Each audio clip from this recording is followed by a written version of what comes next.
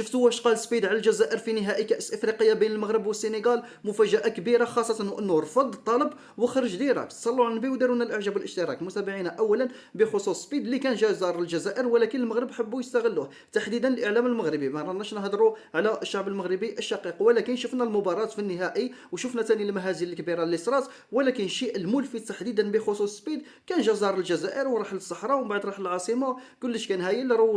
روج للتراث الجزائري للسياحة في الجزائر. صرا له واحد الحديث في الملعب، وهذاك امر طبيعي جدا، خاصه انه التصرفات تاعو عجيبه. ولكن في نهايه المطاف بعد ما راح المغرب حبوا يستغلوه ضد الجزائر، من ناحيه اللباس ولا حتى الاكل ولا حتى اي حاجه مثلا في التقاليد، حبوا يستغلوها ضد الجزائر. والاكثر من ذلك، الاخير دافع الجزائر ودار اشاده كبيره سواء بالاكل الجزائري ولا باللباس. الاعلام تاع المدعو لقجه حبوا يستعملوه ضد الجزائر وجبدوا له الحكايه. الشيء اللي صار له في الملعب الاخير ما حبش يرد عليهم نهائيا، وما حبش يطيح في الجزائر، ودار اشاده كبيره بالجزائر. صراحة خطوة احترافية وممتازة من هذا الأخير، غير متوقعة. وشفناه باللي طيلة زيارة تاعو في المغرب ظل يدير في إشادة بالجزائر رغم الحادثة اللي كانت صارت له في الملعب. الآن فهم باللي الإعلام المغربي حب يدير له مشكلة مع الجماهير ولا مع الجزائر باش يطيح فيها. المتابعين، رانا شفنا فوز رسميا المنتخب السنغال، فوز مستحق وهارد لك للجماهير المغربية. ولكن صراحة الآن خرجت دعاوي تاع الجماهير الجزائرية